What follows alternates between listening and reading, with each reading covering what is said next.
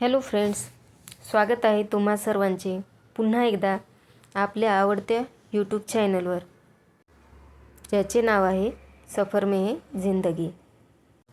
Friends, आज आपण जाणार आहोत एका अत्यंत पवित्र अशा ठिकाणी, जे आध्यात्मिक ऊर्जेने परिपूर्ण असे एक ठिकाण आहे। या ठिकाणी प्रत्यक्ष संत ज्ञानेश्वर माऊलींनी विसावा घेतला होता। पुण्यातील वडमुखवाडी येथील पुणे आळंदी महामार्गावर हे मंदिर स्थित आहे। हे मंदिर थोरल्या पादुका मंदिर म्हणून ओळखले जाते। फ्रेंड्स, व्हिडिओला सुरुवात करण्याआधी तुम्ही आपल्या चॅनलला सबस्क्राईब केले नसेल, चॅनलवर नवीन आला असाल तर लगेच चॅनलला सबस्क्राईब करून घ्या।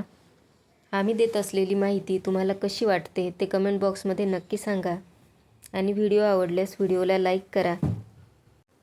चला तर मग आपण व्हिडिओला सुरुवात करूयात। पुण्यातील वडमुखवाडी आळंदी मार्ग येथील संत ज्ञानेश्वर महाराज थोरल्या पादुका मंदिर हे एक पवित्र वारकरी तीर्थक्षेत्र आहे। या ठिकाणी माऊलींनी वारीच्या प्रवासात विसावा घेतला होता। या मंदिरात माऊलींची 4.5 फूट उंचीची एक भव्य अशी मूर्ती विराजमान आहे। अतिशय ध्यानमग्न आणि शांत असे येथील वातावरण आहे। येथे येणाऱ्या भाविक भक्तांसाठी, वारकऱ्यांसाठी हे मंदिर 24 तास खुले असते। तुम्ही बघू शकता, येथे अत्यंत सुंदर अशा मूर्ती बनवलेल्या आहेत आणि खाली पालखी सोहळा सुद्धा आपल्याला पाहायला मिळतो। अतिशय सुंदर आणि निसर्गरम्य असे वातावरण येथे आहे।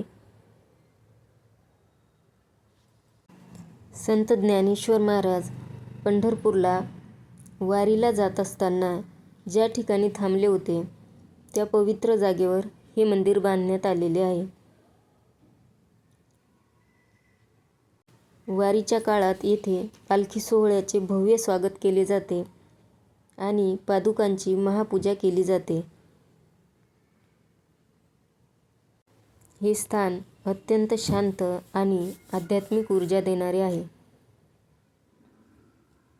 अतिशय सुंदर बांधकाम या मंदिराचे केलेले आहे।